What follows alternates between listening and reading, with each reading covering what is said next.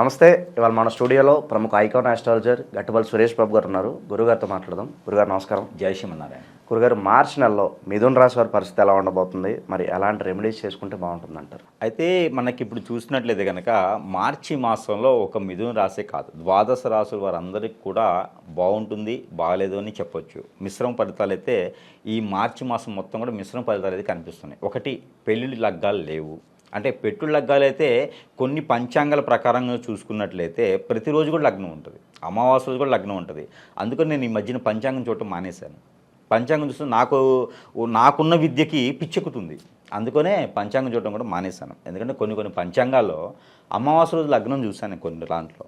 అయితే పెట్టుడు లగ్గాలు ఉన్నాయి తప్పితే మార్చి మాసంలో పెళ్ళిళ్ళ లగ్గాలు అయితే లేవు. ముందుగా గమనించుకోవాల్సిన విషయం. మార్చి మాసంలో ఏదైనా పెళ్ళిళ్ళు కుదిరినా ఆగటం మంచిది. ఇది ద్వాదశ రాశుల వాళ్ళకి అందరికి కూడా గమనిక. అందులో మిథున రాశి వాళ్ళకి ప్రత్యేకంగా మార్చి మాసం మిథున రాశి అసలు కుదరదు.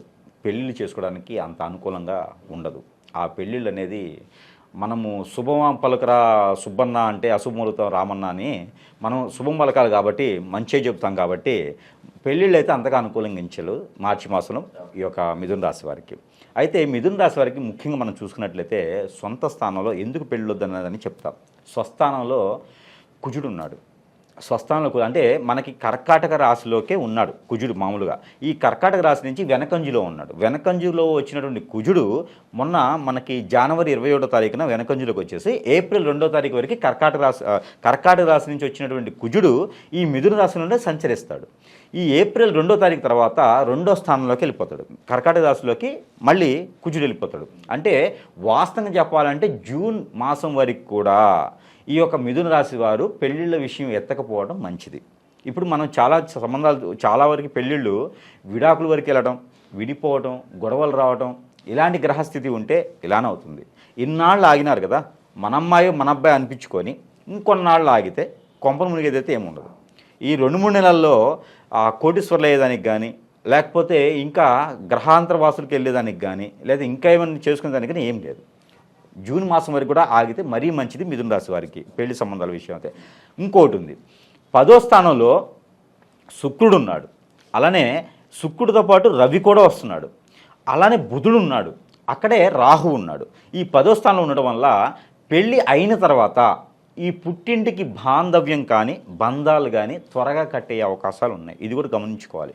10వ స్థానంలో ఉన్నాయి కాబట్టి ఆర్థిక పరంగా నష్టాలు కూడా ఉన్నాయి. మా ఇంటికి కోడలు వచ్చింది, మాకు కలిసి రావడం ఆగిపోయింది. మా ఇంటికి అల్లుడు వచ్చాడు, ఏమోగా అల్లుడు వచ్చిన వేళ విశేషం ఏదీ కలిసి రావట్లేదు. ఇది మిథున రాశి వారి పరిస్థితి. అందుకని పెళ్ళిళ్ళు అనేది ఆపితే మంచిది. అలా అనుకొని ఈ మ్యాచ్ పోతే మళ్ళీ కుదరదేమో అనుకోవచ్చు. అలా లేదు. మన అబ్బాయి అనిపించుకోవచ్చు, మన అమ్మాయి అనిపించుకోవచ్చు. బంధం అనేది ఏర్పడవద్దు. రిలేషన్ ఉండొచ్చు, దేవుని సాక్షిగా బంధం ఏర్పరచుకోకుండా ఉంటే సరిపోతుంది. ఇది మెయింటైన్ చేయాలి ఖచ్చితంగా. దానికి ఎలా అవుతుందని కూడా చెప్పాను. ఆ తర్వాత వచ్చేసి ఈ 10వ స్థానంలో రాహువు శుక్రుడు ఉన్నారు కాబట్టి ఆర్థికంగా ఇబ్బందులు పడేటువంటి అవకాశం కూడా మిథున రాశి వారికి ఉంది. అది కూడా కొంచెం ఆలోచించుకోవాలి. గొప్పలకి పోతారు. ఏదో ఇప్పుడు సపోజు వీళ్ళు ఒక చిన్నపాటి వ్యాపారం చేస్తారు, ఒక బడ్డీ కొట్టు, కిరాణా షాపు, వీధి దుకాణాల్లో పెట్టి ఉంటారు, ఒక పాల దుకాణము. వీళ్ళ ఆలోచన విధానం ఎలా ఉంటుందంటే ఈ మార్చి మాసం మొత్తం కూడా హైఫైగా ఆలోచిస్తారు. ఈ చిన్న పని షాపులోనే రోజు మొత్తానికి లాభం వస్తుంది, మనమే ఏకంగా డైరీ పెట్టేస్తే పోద్ది కదా, అంటే పాలు అమ్ముకునే వాళ్ళు డైరీ పెడదాము, కిరాణా షాపు పెద్ద మిల్లులు పెడదాము అనుకునే ఆలోచనలు గొప్పగా ఉంటాయి. ఈ గొప్ప ఆలోచన వచ్చిందనుకోండి నష్టపోతారు. ఎవరైతే మీ వెనకుండి మీకెందుకు నేనున్నాను దూస్తుపోండి అన్నారో ఖచ్చితంగా వాళ్ళు వెనక ఉండరు. మీరు లాస్ అయితే వాళ్ళు వెనక ఉండరు, మిమ్మల్ని తోసేసే వెళ్తారు. ఎందుకంటే అక్కడ రీజన్ ఉంది. మిథున రాశి వారు మొండి తత్వంతో ఎవరి మాట వినకుండా వెళ్ళిపోతారు. ఎందుకు అంటే వాళ్ళకి కాన్ఫిడెన్స్. ఆ కాన్ఫిడెన్స్ ఎలా ఉందంటే పోయిన మాసాలన్నింటిలో కూడా నేను సంపాదించాను, నా మీద నాకు నమ్మకం ఉంది, నేను ఏదైనా చేసుకోగలుగుతాను అనే ఒక కాన్ఫిడెన్స్తో ఉన్నారు.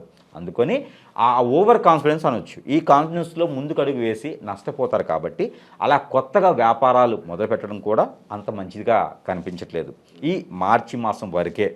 రానున్నటువంటి మాసాల్లో అప్పుడు చూద్దాం. ఎట్లా బాగానే ఉండొచ్చు నాకు తెలిసి, అప్పుడు చూద్దాం. ఎందుకంటే అప్పుడు ఏమవుతుందంటే వీళ్ళకి కుజుడు మారేటువంటి అవకాశం ఉంది ఏప్రిల్ మాసంలో, కాబట్టి కొంతమేర వీళ్ళకి వెసులుబాటు కనిపిస్తుంటుంది. ఇప్పుడైతే మాత్రం ఇబ్బంది పడతారు.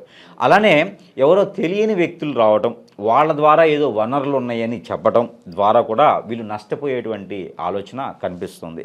దొంగ బంగారాలు దొరకటం, డబ్బులు ఇది ఉంటాయి కదా, మనీ సర్క్యులేషన్స్, దొంగ నోట్లు, ఇలాంటి వ్యాపారాల్లో నష్టపోతారు డబ్బు పెట్టేసి.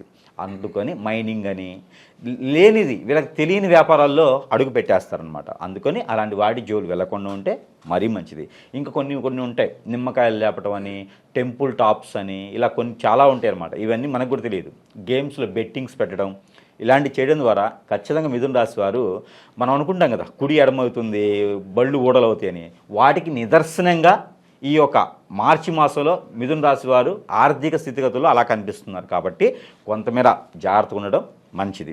అలానే కోర్టు వ్యవహారాలు, అనుకోని అటువంటి శిక్షలు పడేటువంటి అవకాశం కూడా ఉంది. వీడికి ఏ సంబంధం ఉండదు, ఎవడో ఎక్కడో తాగుతాడు, సడన్గా వీడు బండి ఎక్కేసి వెళ్తాడు, లేదా ఈవిడ బండి ఎక్కేసి వెళ్తారు. మిథున రాశిలో వాళ్ళు పుట్టి అంటే ఆ మిథున రాశి వాళ్ళకి పడేటువంటి శిక్షలు ఎలా ఉంటాయి అంటే, వీళ్ళ ప్రేమియం ఉండదు, ఆ బండి తీసుకుంటాడు, వెళ్ళిపోతారు, దొరుకుతారు.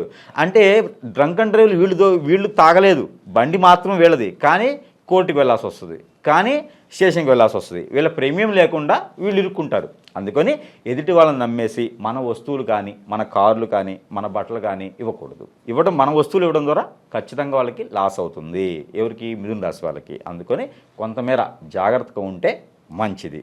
అంటే అలా అని చెప్పేసి గిరిగీసుకొని కూర్చోవడం, తలుపులు వేసుకుని ఇంట్లోనే కూర్చోవడం అవసరం లేదు. అయితే ఇందులో ఒకటి మంచి కూడా ఉంది. మంచి ఏంటంటే, ఎప్పుడో డబ్బులు అప్పిచ్చుంటారు కదా, ఆ అప్పిచ్చిన డబ్బులు కూడా ఈ మాసంలో వసూలయ్యేదానికి ఎక్కువ ఆస్కారం కనిపిస్తుంది. మొండి బకాయిలు లాంటివి ఏమన్నా ఉంటాయి, మొండి బకాయిలు లాంటి చిట్టి డబ్బులు కావచ్చు, ఎవరైనా ఎక్కొట్టిపోవచ్చు, ఐపీ పెట్టిన వాళ్ళు, వీళ్ళు డబ్బులు కానీ ఐపీ పెట్టిన వాళ్ళు, ఇలాంటి వాళ్ళు ఉంటారు కదా, అలాంటి డబ్బుల కోసం ఎదురు చూస్తుండే వాళ్ళు ఖచ్చితంగా బాగుంటుందని చెప్పవచ్చు. ఆర్థికంగా బాగుంటుంది, ఆరోగ్యపరంగా కూడా కొంతమేర బాగుంటుంది. అదొకటి మాత్రం మనం చెప్పవచ్చు. కాకపోతే డెసిషన్స్ ఏవైతే ఉంటాయో ఫాస్ట్ డెసిషన్స్ తీసుకునే ఆలోచన ఎక్కువ ఉంటుంది. సో ఫాస్ట్ డెసిషన్స్ కాకుండా ఆలోచించి, తనకు తానుగా ఆలోచించి తీసుకున్నటువంటి డెసిషన్ వల్ల మంచి జరుగుతుంది. అలానే వీళ్ళకి రాజకీయ రంగాల్లో ఉన్న వాళ్ళైతే ఖచ్చితంగా చుక్కేదని చెప్పొచ్చు. రాజకీయ రంగాల వాళ్ళకి కొంతమేర కలిసి రాదు. కొత్తగా జాయిన్ అవ్వాలి అనుకున్న వాళ్ళు ఆగటం మంచిది. ఏది ఏమైనప్పటికీ ఉగాది తర్వాత అయితే వీళ్ళకి బాగుంటుంది. ఈ మాసం పెద్దగా అనుకూలంగా లేదు కాబట్టి కొంతమేర వీళ్ళు జాగ్రత్తగా ఉండడం మంచిది.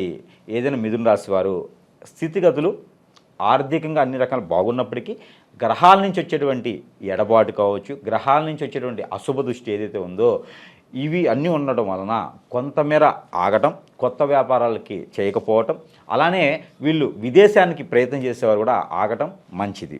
ఎందుకంటే రానున్నటువంటి మాసాలు అన్నీ కూడా చాలా బాగున్నాయి, వీళ్ళకంతా అనుకూలంగా ఉంది. కాబట్టి కొంతమేర ఆగి పనులు చేసుకోవడం మంచి కనిపిస్తుంది. కాబట్టి ఆ మేర ప్రయత్నం చేయవచ్చు. వీళ్ళకి ఇంకా ప్రతి మాసంలోనే ఈ గ్రహాల నుంచి వచ్చేటువంటి అశుభ దృష్టి నుంచి శుభదృష్టిగా మలుచుకునేందుకు కొంతమేర మనం ఫైట్ చేసినా ముందుకు వెళ్ళగలుగుతాం అనే కాన్ఫిడెన్స్ రావడం కోసం కొన్ని రకాల పరిహారాలు చెప్తాం.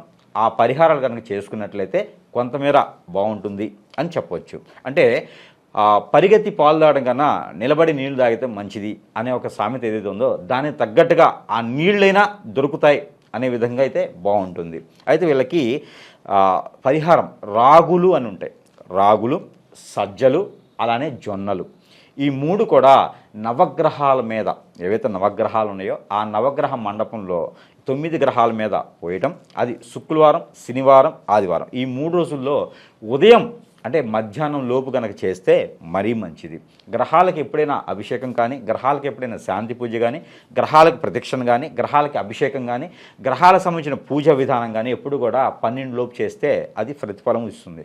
గ్రహాలు ఎప్పుడు కూడా 12 తర్వాత ఆ గ్రహాలన్నీ కూడా అక్కడ ఉన్నటువంటి ఆలయం ఉందో అక్కడ ఉన్నటువంటి దేవుళ్ళు ఎవరైతే ఉన్నారో వాళ్ళ సమీపంలోకి వెళ్ళిపోతారు. అందుకని గ్రహాలకు శాంతి పలకాలంటే మధ్యాహ్నం 12 లోపు చేస్తేనే, అభిజిత్ లగ్నం లోపు చేస్తేనే మంచి జరుగుతుంది. కాబట్టి ప్రతి ఒక్కరికి గ్రహాలకు సంబంధించి చెప్పాను అంటే అది మధ్యాహ్నం లోపే చేస్తే మంచిది, తర్వాత చేసిన ఉపయోగం లేదు. అయితే ఇప్పుడు మనం అనుకున్నటువంటి ఏదైతే ఈ చిరుధాన్యాలు ఉన్నాయో ఇవన్నీ కూడా నవగ్రహాల మీద పోయడం కానీ, లేదా 1 కిలో చొప్పున ఎక్కడ బ్రాహ్మణోత్తముడికి దానం చేయడం కానీ మంచి జరుగుతుంది.